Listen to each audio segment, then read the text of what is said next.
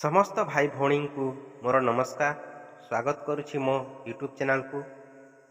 ଆପଣ ପ୍ରଥମ ଥର ମୋ ଭିଡ଼ିଓ ଦେଖୁଛନ୍ତି ଯଦି ମୋ ଭିଡ଼ିଓଟିକୁ ଲାଇକ୍ ଏବଂ ସବସ୍କ୍ରାଇବ୍ କରିବା ପାଇଁ ଜମା ବି ଭୁଲନ୍ତୁ ନାହିଁ।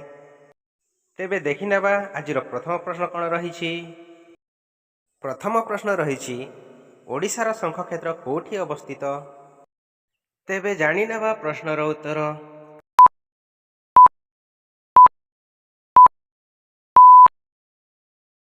ପ୍ରଶ୍ନର ଉତ୍ତର ରହିଛି ପୁରୀ।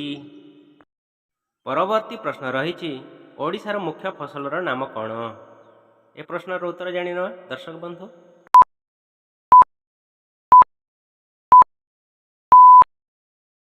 ତେବେ ପ୍ରଶ୍ନର ଉତ୍ତର ରହିଛି ଧାନ। ପରବର୍ତ୍ତୀ ପ୍ରଶ୍ନ ରହିଛି, ଓଡ଼ିଶାର ଭଞ୍ଜ ବିହାର କେଉଁଠି ଅବସ୍ଥିତ? ତେବେ ଏହି ପ୍ରଶ୍ନର ଉତ୍ତର ଜାଣିନେବା।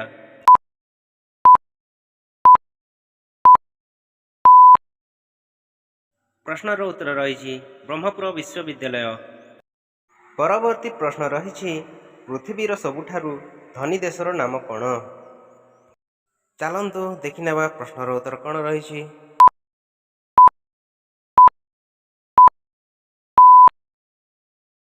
ପ୍ରଶ୍ନର ଉତ୍ତର ରହିଛି ଚୀନ। ତାଜମହଲ କେଉଁ ନଦୀ କୂଳରେ ଅବସ୍ଥିତ? ଦର୍ଶକ ବନ୍ଧୁ ଜାଣିନେବା ଏ ପ୍ରଶ୍ନର ଉତ୍ତର କ'ଣ ରହିଛି।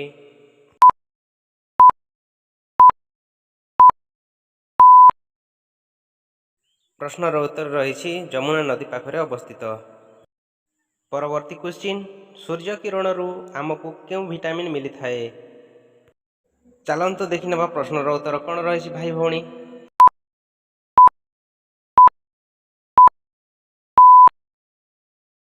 ପ୍ରଶ୍ନର ଉତ୍ତର ରହିଛି ଭିଟାମିନ୍ ଡି। ଆମକୁ ସୂର୍ଯ୍ୟ କିରଣରୁ ଭିଟାମିନ୍ ଡି ମିଳିଥାଏ। ପରବର୍ତ୍ତୀ କ୍ୱେଶ୍ଚିନ୍ ରହିଛି, ଭାରତର ଜାତୀୟ ମିଠାର ନାମ କ'ଣ? ପ୍ରଶ୍ନର ଉତ୍ତର ଜାଣିନେବା।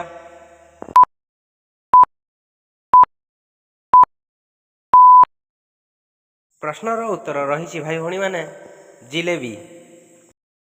ପରବର୍ତ୍ତୀ ପ୍ରଶ୍ନ ରହିଛି, ପୃଥିବୀ ପୃଷ୍ଠରେ କେତୋଟି ମହାଦେଶ ଅଛି? ତେବେ ପ୍ରଶ୍ନର ଉତ୍ତର ଜାଣିନେବା, 5 ସେକେଣ୍ଡ ଅପେକ୍ଷା କରନ୍ତୁ।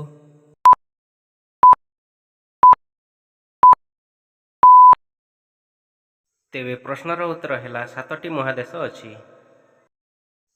ପରବର୍ତ୍ତୀ ପ୍ରଶ୍ନ ରହିଛି, କୋକାକୋଲା କେଉଁ ଦେଶର କମ୍ପାନୀ ଅଟେ? ପ୍ରଶ୍ନର ଉତ୍ତର ଜାଣିନେବା।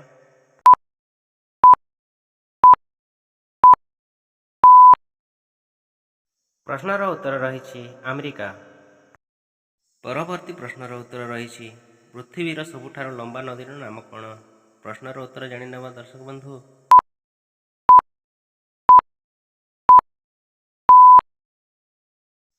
ପ୍ରଶ୍ନର ଉତ୍ତର ରହିଛି ନୀଳ ନଦୀ। ପରବର୍ତ୍ତୀ ପ୍ରଶ୍ନ ରହିଛି, ଭାରତର ପ୍ରଥମ ମହିଳା ପ୍ରଧାନମନ୍ତ୍ରୀ କିଏ ଥିଲେ? ଜାଣିନେବା ପ୍ରଶ୍ନର ଉତ୍ତର।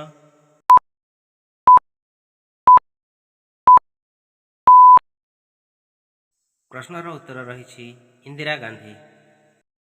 ପରବର୍ତ୍ତୀ ପ୍ରଶ୍ନ ରହିଛି, କେଉଁ ଦେଶରେ ବିଦ୍ୟୁତ୍ ବିଲ୍ ସବୁଠାରୁ ଶସ୍ତା ଅଟେ? ଚାଲନ୍ତୁ ଦେଖିନେବା ପ୍ରଶ୍ନର ଉତ୍ତର କ'ଣ ରହିଛି।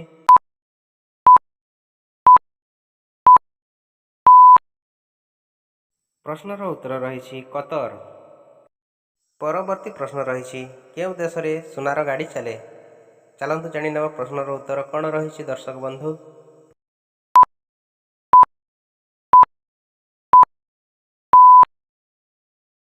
ପ୍ରଶ୍ନର ଉତ୍ତର ରହିଛି ସାଉଦି ଆରବ। ପରବର୍ତ୍ତୀ ପ୍ରଶ୍ନ ରହିଛି, କେଉଁ ଦେଶର 3ଟି ରାଜଧାନୀ ଅଛି? ଚାଲନ୍ତୁ ଦେଖିନେବା ପ୍ରଶ୍ନର ଉତ୍ତର କ'ଣ ରହିଛି।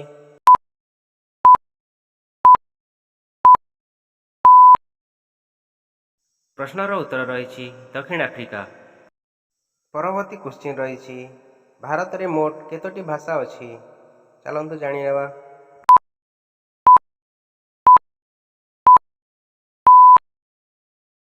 ପ୍ରଶ୍ନର ଉତ୍ତର ରହିଛି 121। ପରବର୍ତ୍ତୀ ପ୍ରଶ୍ନକୁ ଆସିବା, କେଉଁ ମସିହାରେ ମହାବାତ୍ୟା ହୋଇଥିଲା? ପ୍ରଶ୍ନର ଉତ୍ତର ଜାଣିନେବା।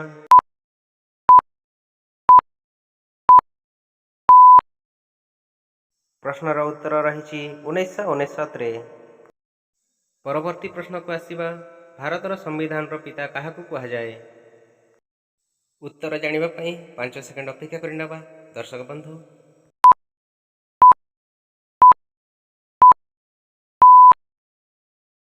ପ୍ରଶ୍ନର ଉତ୍ତର ରହିଛି ଡକ୍ଟର ଭୀମରାଓ ଅମ୍ବେଦକର। ପରବର୍ତ୍ତୀ ପ୍ରଶ୍ନକୁ ଆସିବା ଦର୍ଶକ ବନ୍ଧୁ, କେଉଁ କାର୍ଯ୍ୟଟି ତାପଶକ୍ତି ଦ୍ୱାରା ହୁଏ ନାହିଁ? ଏ ପ୍ରଶ୍ନର ଉତ୍ତର ଜାଣିଥିଲେ ଲାଇକ୍ ଓ ସବସ୍କ୍ରାଇବ୍ କରିବା ପାଇଁ ଜମା ବି ଭୁଲନ୍ତୁ ନାହିଁ। ଚାଲନ୍ତୁ ଦେଖିନେବା ପ୍ରଶ୍ନର ଉତ୍ତର କ'ଣ ରହିଛି।